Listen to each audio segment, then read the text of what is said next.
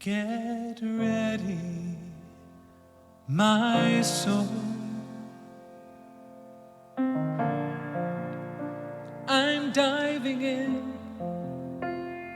Get ready, my soul. I'm diving in to the deepest kind of love, to the sweetest kind of life. Get ready, my soul. Everything I've ever done, everything I've ever seen, everything I've lost or won,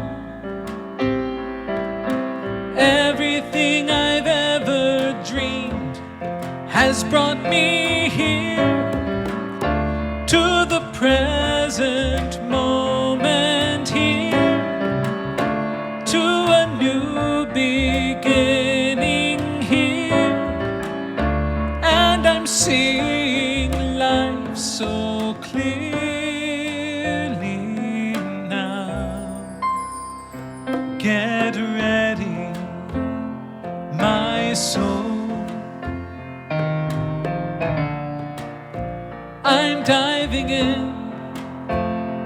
Get ready, my soul.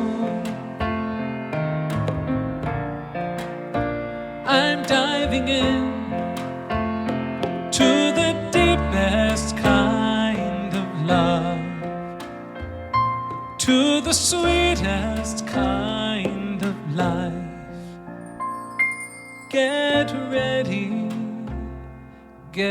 ready, my soul.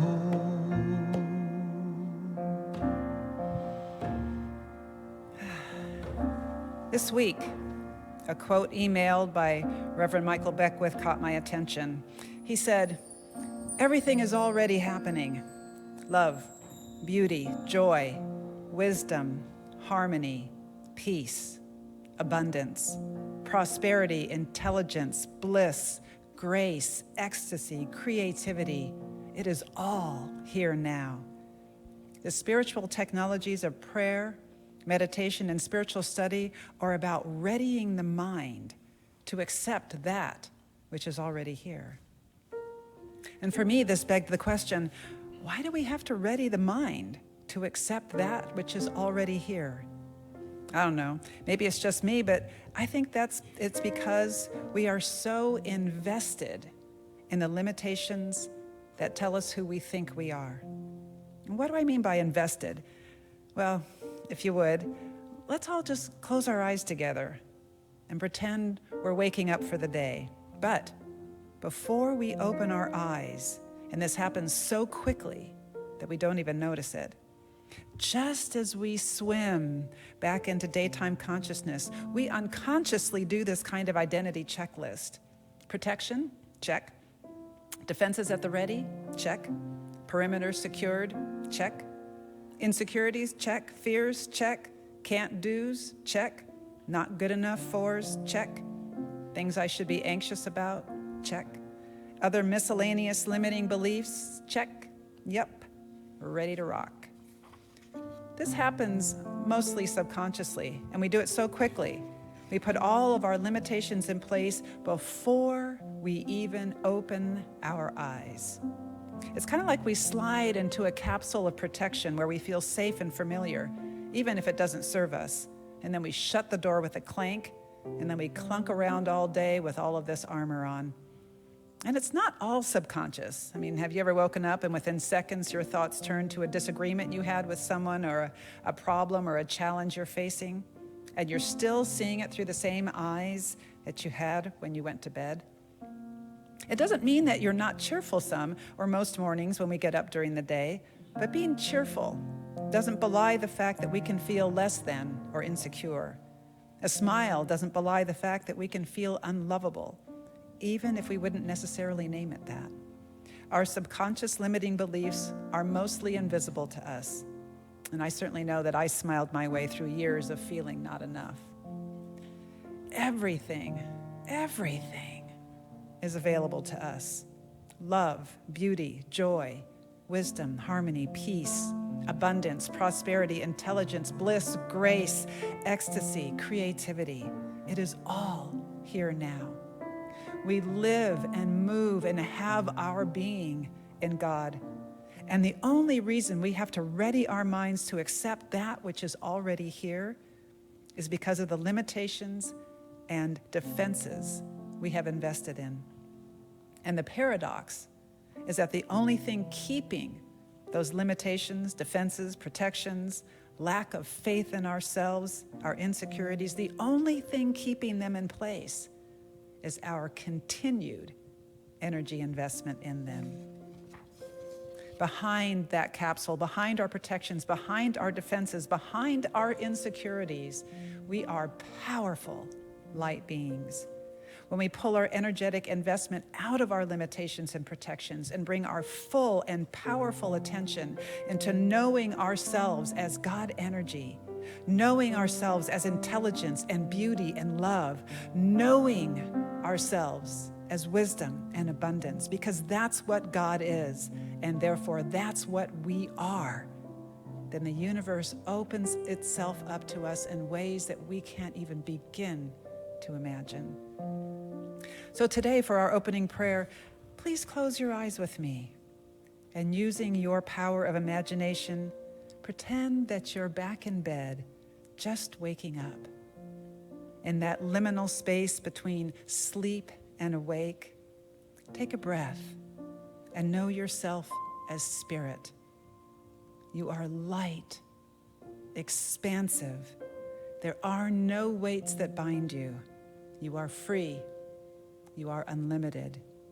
You are awareness itself, just being.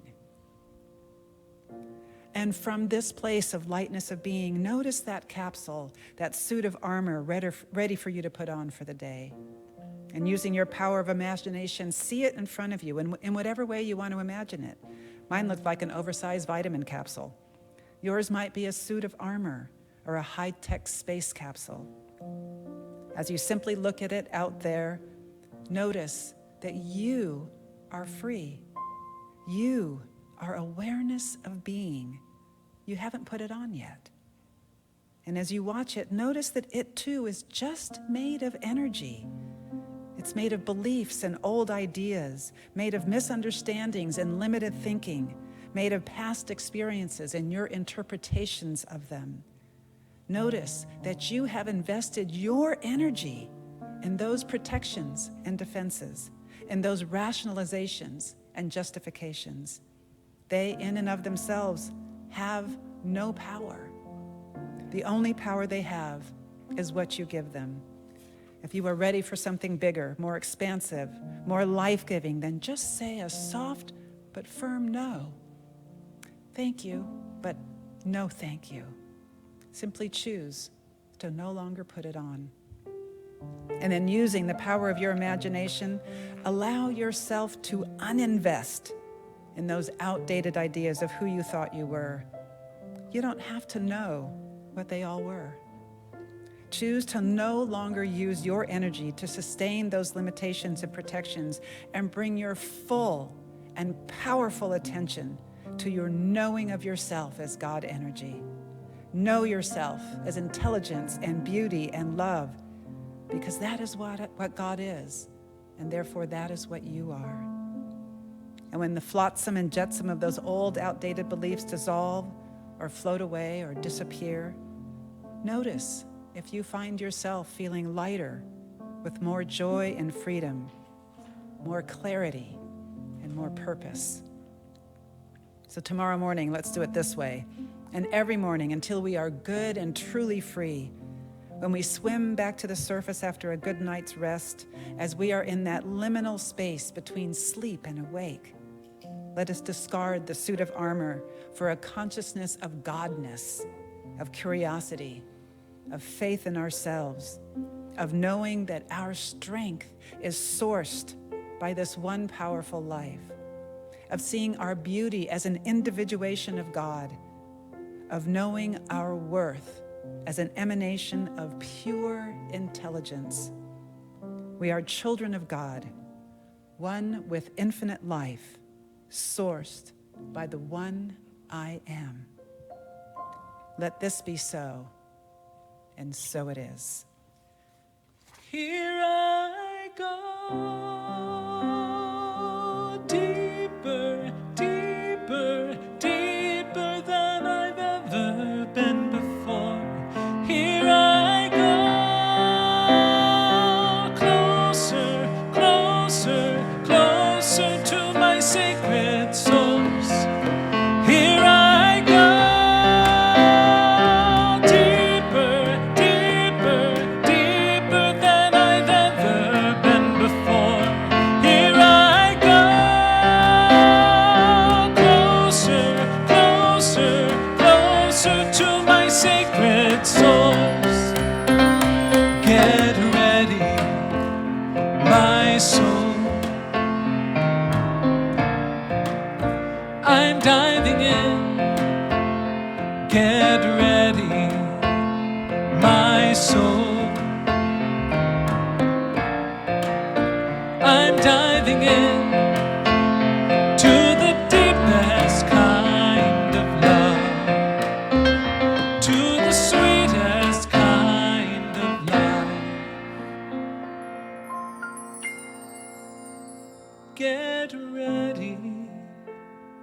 Get ready, my soul.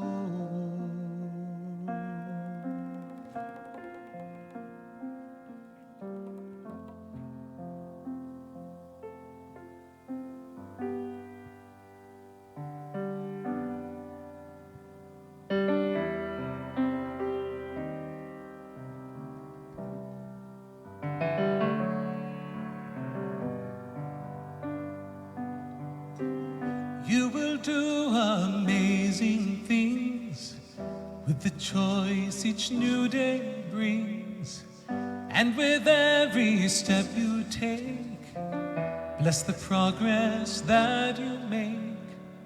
The reason you live is there in every gift you give. Love your life, love your dreams. You will do amazing things. Amazing, amazing. You will do amazing things. Amazing, amazing. You will do amazing things. Oh, the places you will go and the people you will know. Don't worry when or where or how. You don't need to know that now. You're on the right track. No need to look ahead or back. Just enjoy what this day brings. You will do amazing things. Amazing, amazing. You will do amazing things. Amazing, amazing.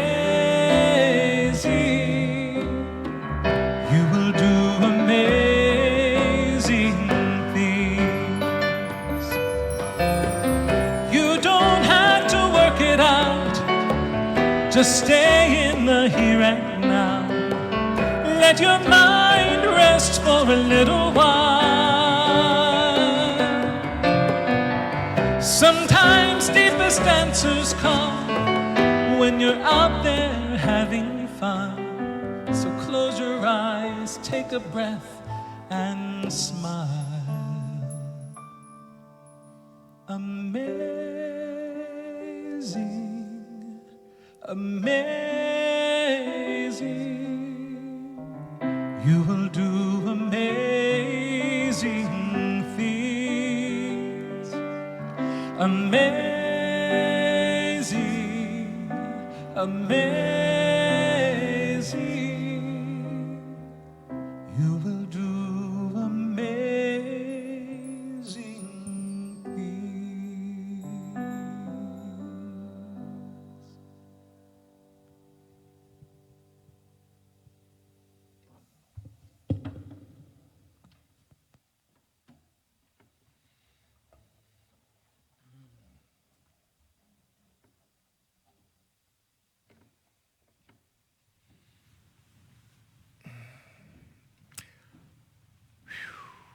Good morning. My name is Dr. Richard Loren Held. Again and always, it is my pleasure, it's my honor to welcome you to this evolving, unfolding experience we call Unity in Lynnwood.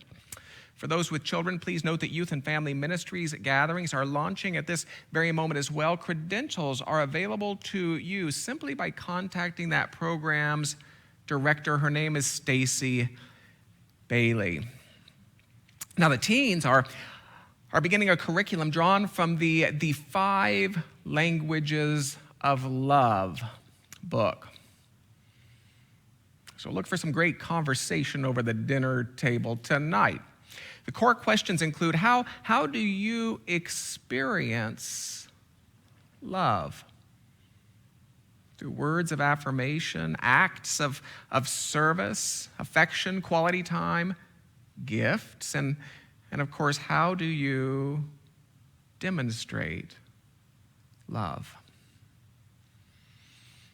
A great conversation. Please avail yourself to the vehicles of support which we have created for you. Of course, visit unityinlynnwood.org, where you can meet your leaders, read recent blogs, enjoy archived podcasts, enlist prayer support. You can even download brochures. Engage with UIL on the social media platforms of your choice. Download the Unity in Lynnwood app. It's free in both Android and Apple versions.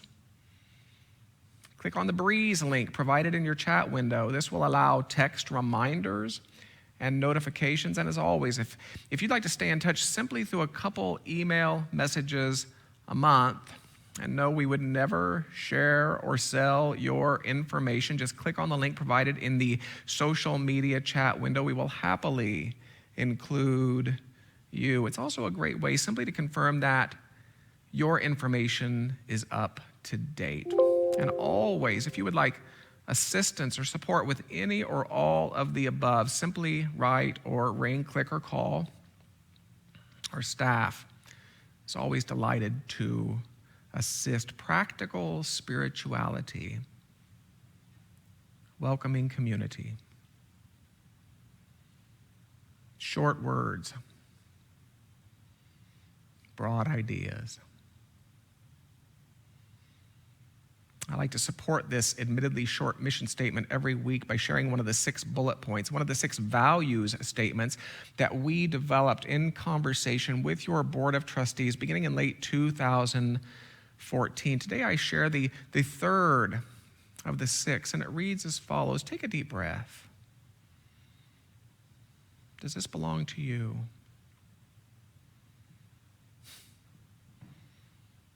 We teach the unity of all life, transcendent of culture, era, religion, or lack thereof.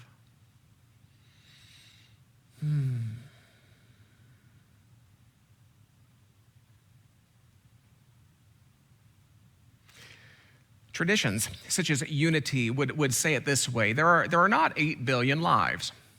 There is one life being expressed in an infinite number of ways. There is one life being expressed as humans and animals and plants and countless other forms that are beyond our capacity to see, to know, or even to imagine. That the expression of life would somehow be limited to that which we can see during a momentary sojourn on a fragile blue orb spinning around a temporary star in a remote galaxy for a second or two within the eternity of time itself is really quite absurd. Would you like to hear me repeat that? It reveals the staggering egocentrism of the human creature, don't you think? I mean, what you see around you then isn't life per se. What you see around you is but the scantest hint of life. Even on this planet, there are more extinct species than there are living species. And this isn't to minimize life, but to awaken us to the awesomeness of life, that even beyond that which we experience, there is always more and more and more life. And traditions such as unity might say that there are not 8 billion minds. There is one mind being expressed in an infinite number of ways. There is one mind from which ideas and intuition and revelation are drawn. So yes, it's correct to infer that you share a mind with the greatest thinkers, from Socrates to Aristotle to Plato to Jesus, Gautama, Muhammad to Mozart, MLK, Bob Marley. So psychic phenomena and angelic visitations and so-called channeling are not demonstrations of evil any more than some of the everyday choices people make while they're driving down the highway. These are demonstrations of this beyond local nature of mind. They are demonstrations of this deep connection we share as a family of life. These are demonstrations of the foundational oneness of creation. So the appropriate response isn't to fear an experience of non-traditional wisdom, shall we say. The appropriate response is to use non-traditional wisdom wisely and mindfully, to use non-traditional wisdom for something life-affirming.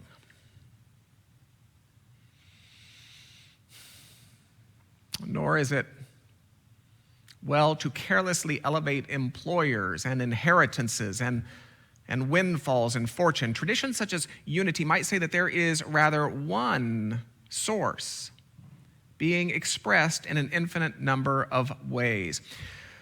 This one's a bit of a danger to ministers, I might suggest because ministers over time tend to get sloppy. Over time, ministers tend to confuse the vehicles for what I like to call God's sufficiency for God's sufficiency itself. And let me say that it's with some intention that I say God sufficiency. I avoid phrases such as God's sufficiency and God's givingness because to use a possessive implies a possessor. To use a possessive suggests a God who has arms and legs and from there a God who gives to some and withholds from others and so forth. God is not a person. I mean, we like to make God a person. We also like to make trees and goats and hurricanes people. We're hardwired to project self outward onto trees and cats and hurricanes, but never will this make them people. I saw it written this week that in order to grasp the God that makes people, we have to release the God that people make. And I think there's a deep truth in this. Unity co-founder Charles Fillmore said the same thing in different words. Now, I digress. Over time, ministers tend to confuse the vehicles for God's sufficiency itself. And in specific, instead of turning to God's sufficiency as the ultimate source of all supply, we tend to find ourselves increasingly turning to audiences, to members, and to tithers. We we find ourselves increasingly turning to the ways in which God's sufficiency is expressed instead of turning to God's sufficiency itself. And in such moments, we launch a whole stream of limitation and constriction. When we assign God power to personalities, we start some real trouble. And yet there are plenty of religious leaders who would have you do just that. But the same can be said of individuals in virtually every profession. And let me be clear at the same time, let us remain ever grateful for every vehicle, for every audience, for every member, for every tither who practices the law of giving and receiving in this intentional spiritual community. And let us remain ever mindful of the source that resides behind every vehicle, behind every audience, behind every member, behind every tither. It's a both and, really, you see. So we do well to say thank you to the doctor, even as we recognize the workings of life. We do well to say thank you to the teacher, even as we recognize the workings of mind. We do well to say thank you to employers and inheritances and windfalls and fortunes, even as we recognize the workings of God's sufficiency. It's easy to say, God is my source when times are tough, but it's important to say, God is my source when times are sweet, because that's when we tend to forget. Or even worse, we start to think we did it all ourselves. And I have to wonder if this idea of a personal God, this idea of a life behind all expression, of a wisdom behind all thought, of a source behind all vehicles is what the Rabbi Yeshua, Jesus, might have meant when he referred to that kingdom within. And it seems entirely possible to me. And I happen to believe that at the level of a human incarnation, we have some authority of choice. We have some responsibility of choice. I happen to believe that at the level of a human incarnation, we can cooperate with the life, cooperate with the wisdom, cooperate with the sufficiency we would call God, and we can frustrate the life. We can frustrate the wisdom. We can frustrate the sufficiency we would call God. We have some authority of choice. Anthropomorphic male God doesn't insist that life be lived with vigor, that wisdom be used for good, and that sufficiency be shared with mindfulness. People can be as small, as cruel, and as selfish as they want to be. Perhaps you know one or two who have made such choices. So here's the deal. If you're willing to entertain God as the life behind all expression, don't we honor God as we honor life? Don't we acknowledge the sacredness of God as we acknowledge the sacredness of each other? And while I know it's a bit of a reach for some, don't we come to love God as we come to love the tree and the animal, even the wind and the stars?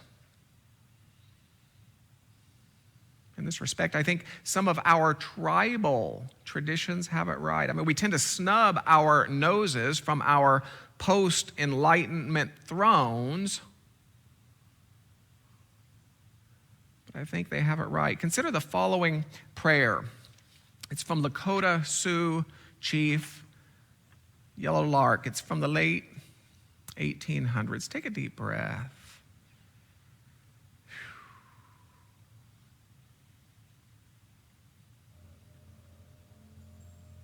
The words of his prayer: "O great Spirit, whose voice I hear in the winds, and whose breath gives life to all the world. Let me walk in beauty and make my eyes ever hold the red and the purple sunset. Make my hands to respect all things that you have made. My ears sharp to hear your voice. Let me learn the lessons you have hidden in every leaf, in every rock.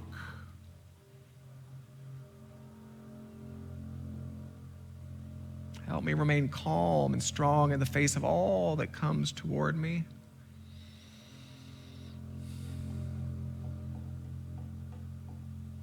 To find compassion without empathy overwhelming me. I seek strength, not that I might become greater than my brother, than my sister, but to address my greatest enemy, which is myself.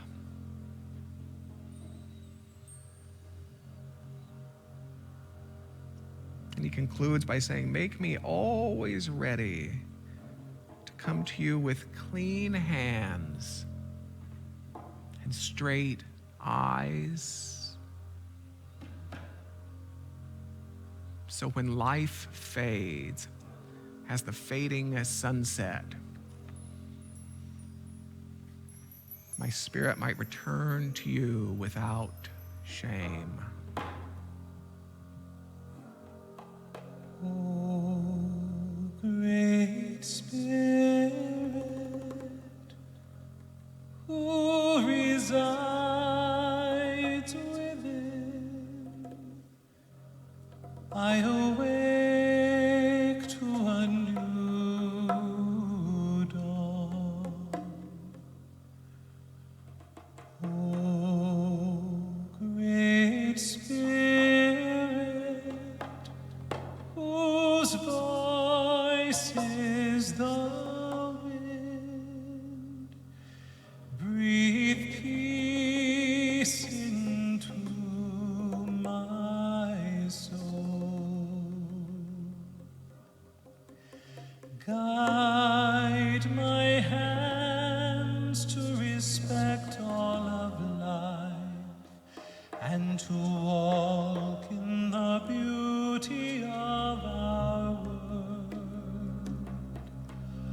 Honor the earth, our mother, for it is she who sustains all life.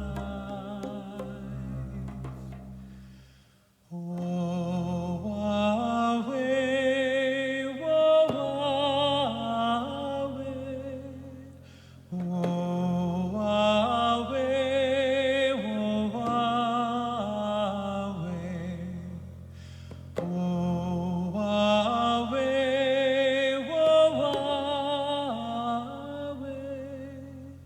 oh, away, oh, away.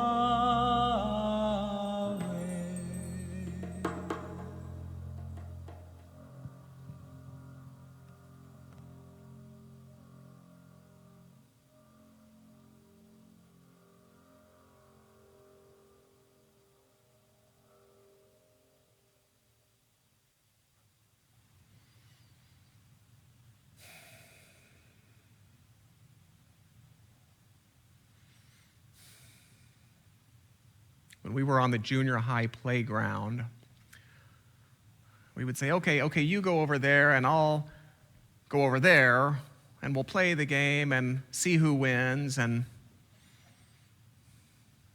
one of the problems with adult life is that we're still saying, okay, you go over there and I'll go over there and we'll play the game and see who wins. But as adults, we're too damn stubborn to admit when the game is over, much less to come back together for a hug. So don't we Don't we honor God by celebrating the diversity of God's creation, even as we remember the Creator behind all diversity? I mean, if you say grace, and boy, that's a throwback. If you say grace, let it include a mental acknowledgement of every life that contributed to your meal. Let it be an intentional blessing of every life that made your meal possible. That is a prayer that honors God. This is why what I might call oneness teachings are so foundational to all other teachings. From our unity within God, we can redefine ourselves in better ways. From our unity within God, we can redefine each other in better ways. From our unity within God, we can redefine life itself in better ways. And if God is the grand repository of ideas from which each of us thinks, don't we honor God by entertaining our boldest thoughts? If God is the grand repository of thought possibility upon which each of us draws, don't we honor God by thinking thoughts that reflect possibility over limitation? Don't we honor God by thinking thoughts that reflect evolution over stagnation? Don't we honor God by thinking thoughts that reflect expansion over contraction? Someone posited that we are educating college freshmen for careers that don't yet exist. Now, if this is true, how important is it that we encourage thinking that reaches beyond the knowables of our histories, beyond the knowables of our traditions, beyond the knowables of our institutions? How important is it that we encourage thinking that reaches beyond that which I have seen to that which I can envision? And I think we're experiencing this en masse right now. Organizations that will not only survive but thrive during this time of change will be those organizations whose people are willing to make just such a jump. If you are biding your time, waiting for normal to come back, may I suggest that you'll be waiting a while. The bus of life is closing its doors to move on down the road, and the choice before you is whether or not you want to be left standing there, just tapping your toes and checking your watch. And if God is the source behind every vehicle, if God is that benign and boundless substance from which all in the world of form is drawn, don't we honor God with every decision to lean into its bigness instead of relax into our smallness? It was back in March as we prepared to procure items for our annual fundraising auction that it became abundantly clear just how uncomfortable, if not inappropriate, it would feel to ask businesses whose doors had been shuttered indefinitely to donate. And so began a time of prayer, a time of listening. We had already revealed a theme, there's no place like home. But under the circumstances, we of course desired to reveal a new model as well, leading us to a redesign in which the spiritual teachings of oneness and prosperity are centralized and invigorated in exciting new ways. So with gratitude to our gala sponsors, Julie Neumann, Mill Creek Family Services, and John and Barbara Thorp, we selected 5 local nonprofit organizations who have consistently and generously supported UIL's fundraising events over recent years, organizations which are struggling financially due to circumstance, to join our gala as honored guests. And as part of UIL's tithing practices, we are a tithing organization. Each nonprofit will be the recipient of a financial gift at evening end. Now, while the on-site gathering is sold out, we want to invite you to register as a virtual guest. Even as you enjoy the luxurious dinner that's delivered to your door, you understand, You'll enjoy real conversations with real people at a real table. You'll enjoy the evening's program, including the welcome, the keynote, which we're confirming as we speak. It's very exciting. And the Fund a Need opportunity. Register by visiting unityinlynnwood.org or by clicking on the link that your social media host will post in your chat window. What an honor it is to introduce our 2020 board chairperson, John Brooks, to tell you about just how we might lean into God sufficiency this year.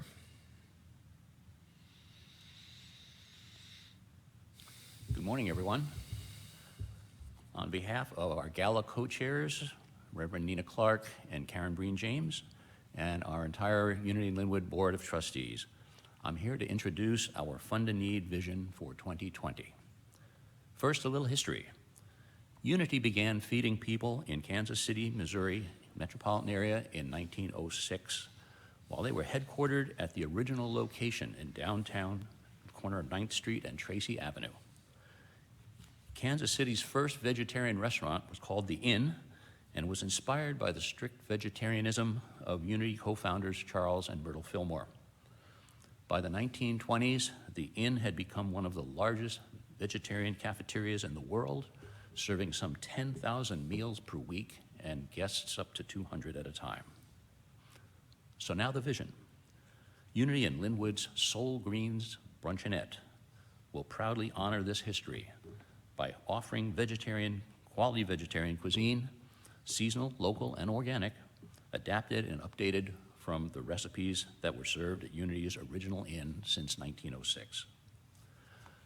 We further believe and suggest that the appropriate use of Unity's in Lynnwood's beautiful rooms beyond Sundays is in keeping with the responsible stewardship of our substantial footprint in Snohomish County.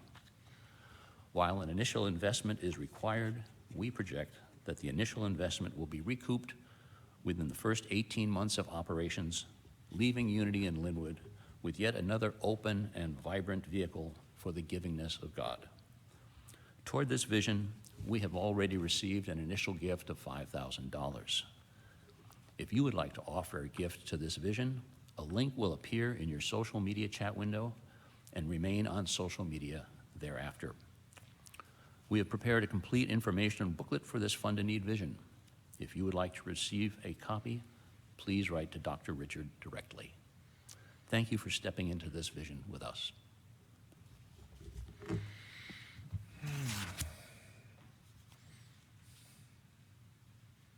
Thank you, John Brooks. Thank you, Board of Trustees. These will go in the mail widely also this week. Those who know me have heard me say, never demand that your good arrive through your checkbook. We honor God not by giving God one rather minuscule vehicle by which our good will be delivered. We honor God by lifting our minds and hearts into an awareness of God's sufficiency and by delighting in the countless creative ways in which that sufficiency might be demonstrated. Are you willing to give up the illusions of control you hold over every circumstance and over every person in order to live a truly miraculous life? I hope so. Let life delight you with its creativity. I like to think of Soul Greens as a demonstration of such a spiritual principle, you see. Now, I did say that we can cooperate and we can frustrate. How then might we frustrate? We'll try this. For as long as we invest in the altered consciousness of separation, we give rise to the pains of racism and cruelty.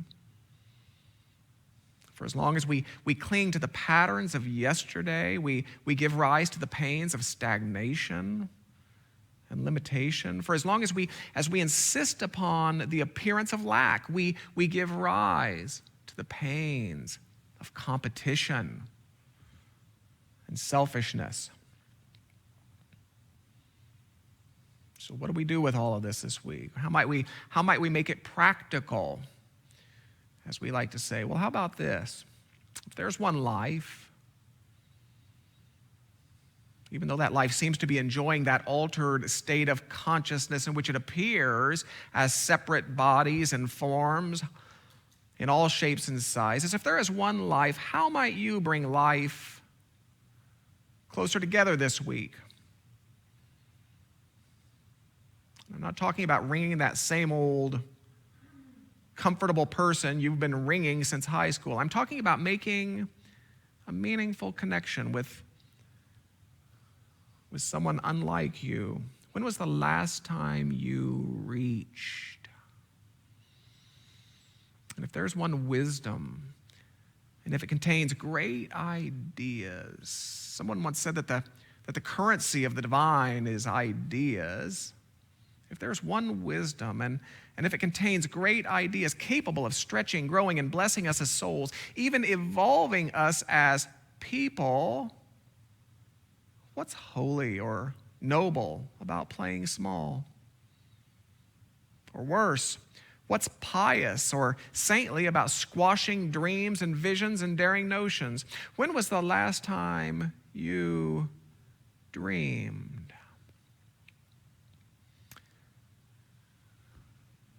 And if God is your source, not your employer, not your portfolio, not your savings, and if the nature of that infinite source is availability, even givingness, where is the wisdom in living a life of hoarding, fearful protecting?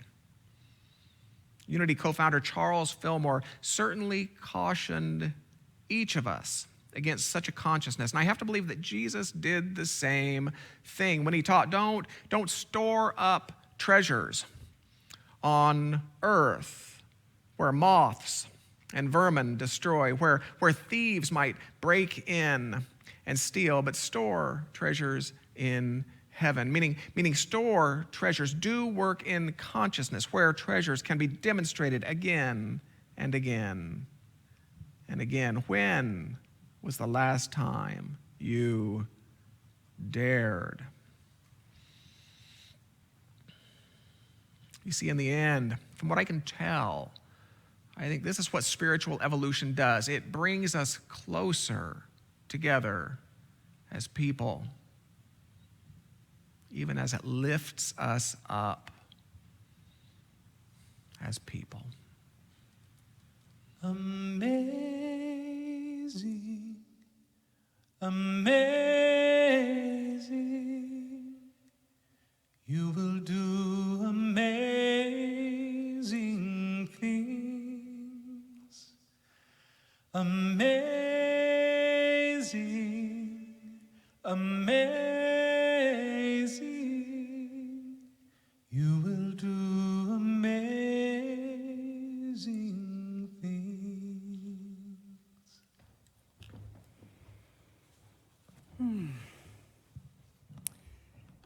Thank you, Dr. Richard.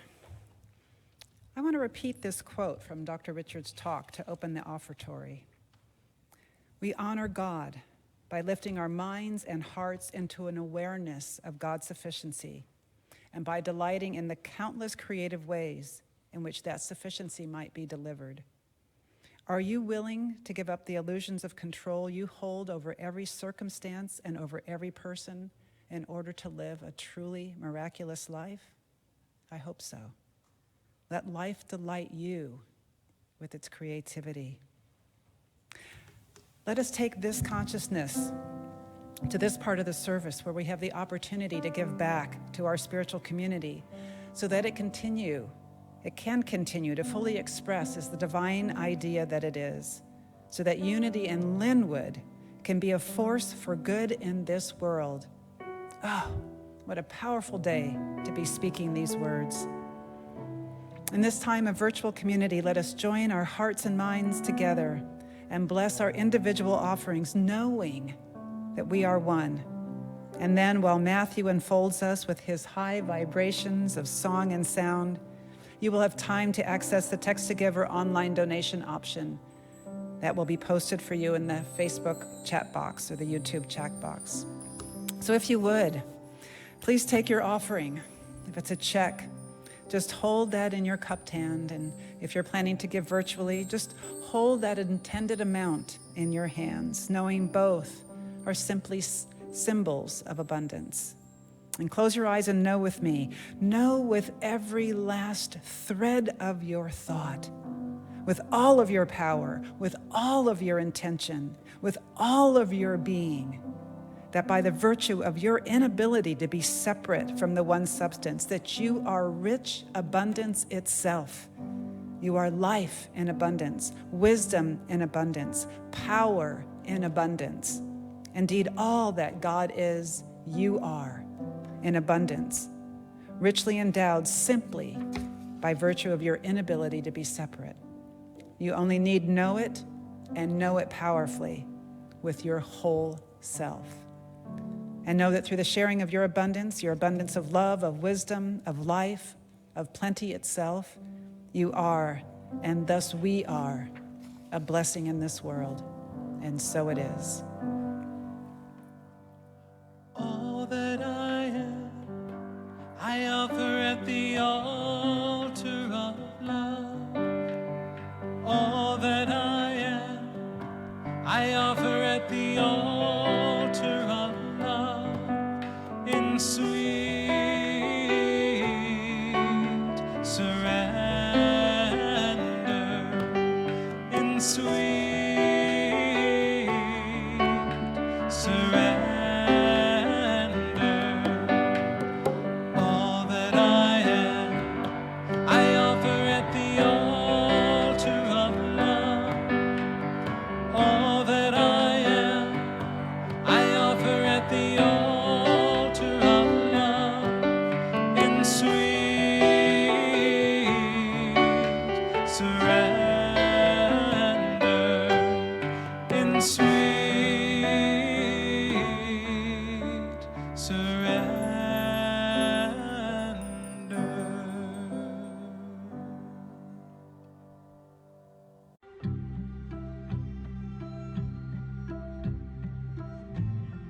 With a soft inward gaze and a gentle breath, I recognize the light of spirit that is my source and true nature. Focused on the light, I look with kindness upon fears and worries, for they urge me to harness my great power of faith. By faith, I dare to see what cannot be seen by human eyes, but exists as surely as the sun exists behind a cloud. I trust in universal goodness, so much so that I rest deeply in the peace of spiritual assurance. I remain faithful during times when my human brain cannot envision the magnificent possibilities of a healthful life, harmonious love, or boundless prosperity. Moving from fear to faith, I see my life through spiritual eyes. I trust my divine identity as the greatest reality, and I live in joyous expectation.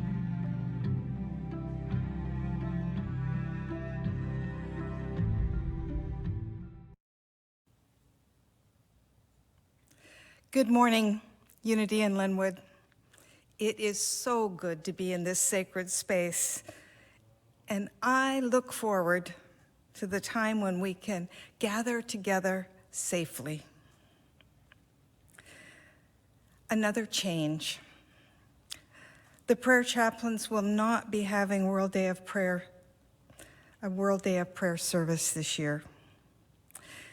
And so we're inviting all of you to join us by attending the Silent Unity virtual World Day of Prayer service. You'll have an opportunity for affirmation, prayer, and hearing uplifting speakers share their stories of moving from fear to faith. Reverend Linda Martella Whitsett will be one of them. I encourage you to go to the website, send in your prayer request, light a virtual candle, and see all the candles that have been lit all over the world. The schedule of events and music on our website, the ones at the Village, are on Central Time.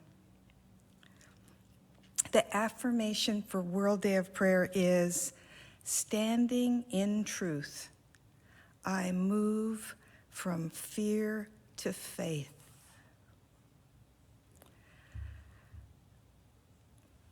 I will be lighting a battery candle at home on Wednesday evening and keeping it lit for 24 hours. And whenever I pass this candle, I will stop and say the affirmation and bless the world. You might do something similar to honor this time. And I invite you to stand where you are right now as you're able. Feel your feet on the earth and say the affirmation. I'll say it first and then we'll say it together. Standing in truth, I move from fear to faith. Together, standing in truth, I move from fear to faith. If you're experiencing fear about something, I encourage you to say this again later for yourself, standing in truth, and say what your fear is, and then claim your faith. Our words have power. Use them. Feel it. Let's use our words for transformation of our world. Thank you. Bless you.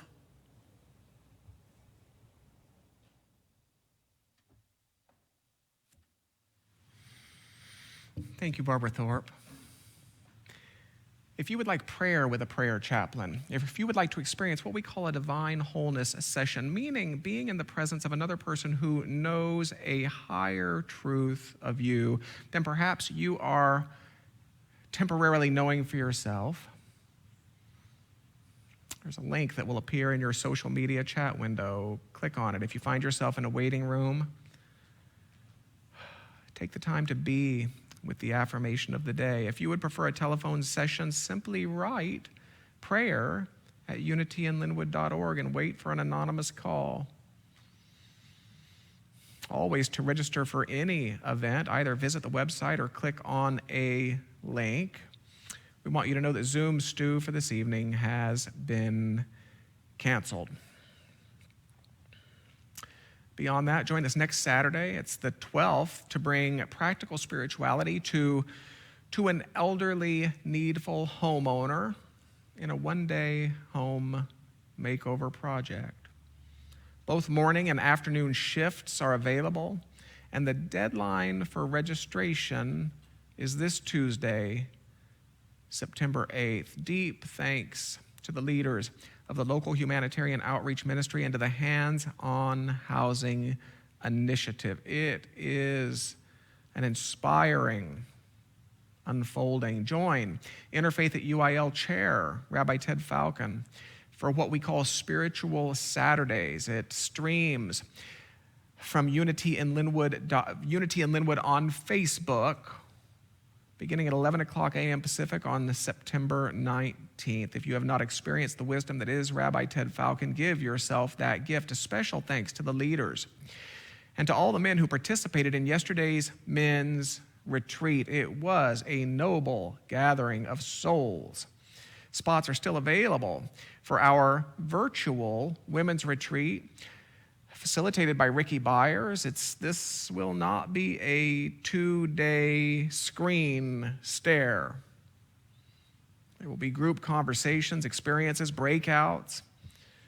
We invite you to embrace this opportunity for self-care, for spiritual expansion by creating a sacred space at home, or by renting a space with a COVID friend.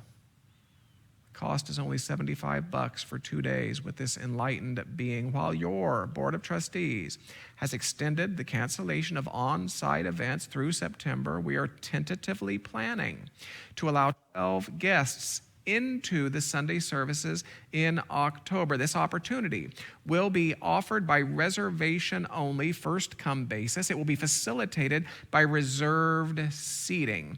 Pre-screening questions, no-touch temperature checks, distanced parking, masking, distancing, and sanitizing are among the protocols which will be communicated in advance and expected of all. In closing, we ask your understanding of this offering as something of a beta test, with a decision about subsequent months to be issued during October based upon circumstances as they unfold. We ask your understanding of that. Take a deep breath with me. Let's close the outer eyes. Let us end with a time of elevation, a time of acknowledgement, a time of recognition, a time of higher orientation, some call it prayer. Let's end our time together that way.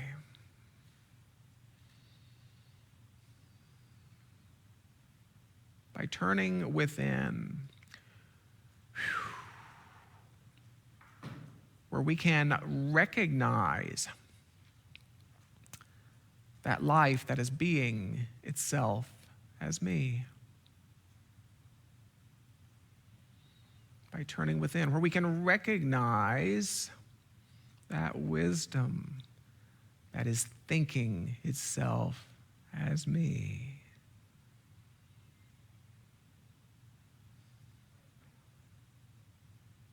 Where we can recognize that abundance that is proving itself as me.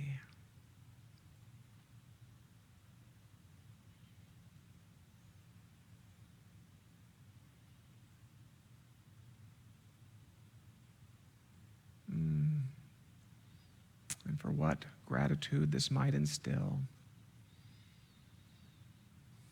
For any hope it might enliven.